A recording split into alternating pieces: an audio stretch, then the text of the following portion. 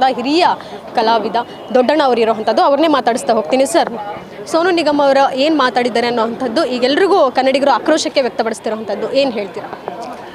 ಸೋನು ನಿಗಮ್ ಅವ್ರಿಗೆ ಮೊದಲು ಚಾನ್ಸ್ ಕೊಟ್ಟಿದ್ದೆ ಕನ್ನಡದವರು, ನನಗೆ ಗೊತ್ತಿರೋ ಪ್ರಕಾರ. ಯಾಕೆಂದರೆ ಡಿ ರಾಜೇಂದ್ರ ಬಾಬು ಎಲ್ಲೂ ಯಾರೋ ಹೇಗೋ ಬಾಳಿನಲ್ಲಿ ಒಂದಾದೆವು ಅನ್ನೋ ಒಂದು ಕನ್ನಡ ಸಾಂಗ್ನಿಂದ ಸೋನು ನಿಗಮು ಕರ್ನಾಟಕಕ್ಕೆ ಕನ್ನಡ ಗಾಯಕರ ಲಿಸ್ಟಿಗೆ ಸೇರಿಕೊಂಡಿದ್ದು. ಹಾಗಾಗಿ ಕನ್ನಡದ ಬಗ್ಗೆ ಅವನೇನಾದರೂ ಮಾತಾಡಿದ್ದಾನೆ ಅಂದರೆ ಅಕ್ಷಮ್ಯ.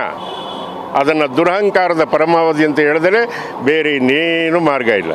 ಕ್ಷಮೆ ಕೇಳ್ಬೋದಿತ್ತು, ಆದರೂ ಕೇಳಲಿಲ್ಲ, ಸಮರ್ಥನೆ ಮಾಡಿಕೊಂಡ್ರು. ಕನ್ನಡ ಎಲ್ಲೋದ್ರೂ ಅದನ್ನೇ ಕೇಳಬೇಕಾ?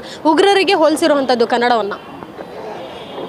ನೀನು ನನ್ನ ಕೇಳೋ ಪ್ರಶ್ನೆನ ಹೋಗಿ ಸೋನು ನಿಗಮ್ ಹತ್ರನೇ ಈ ಕ್ಯಾಮ್ರಾ ತೊಗೊಂಡೋಗಿ ಕೇಳಬೋದಾಗಿತ್ತಲ್ಲ. ಕುಳ್ಳಿ ನನ್ನನ್ನು ತಗೊಂಬಂದು ಲಾಕ್ ಮಾಡ್ತಾ ಇದೆಯಾ? ಹೋಗು ಸಾಕು. ಸೊ ಇದಿಷ್ಟು ದೊಡ್ಡಣ್ಣವರ ಮಾತಾಗಿತ್ತು. ಅಂದರೆ ಈಗಾಗಲೇ ಸೋನು ನಿಗಮ್ ಅವರು ಏನು ಹೇಳಿದಾರೆ ಆ ಹೇಳಿಕೆಯನ್ನು ಅವರು ಸಹ ತೀವ್ರವಾಗಿ ಖಂಡಿಸಿರುವಂಥದ್ದು. ಕ್ಯಾಮ್ರಾ ಪರ್ಸನ್ ವಿನಯ್ ಜೊತೆಗೆ Keerthi Patil, guarantee news, Bengaluru. Guarantee news, ಸುದ್ದಿ ಖಚಿತ, ನ್ಯಾಯ ನಿಶ್ಚಿತ.